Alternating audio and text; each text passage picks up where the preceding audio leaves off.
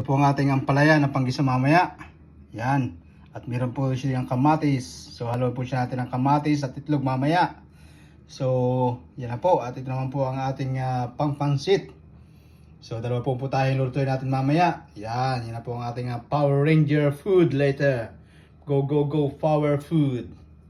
Yan. So yan. Luto na po ang ating tawag dito, ampalaya. May itlog. Ayan, ready to eat.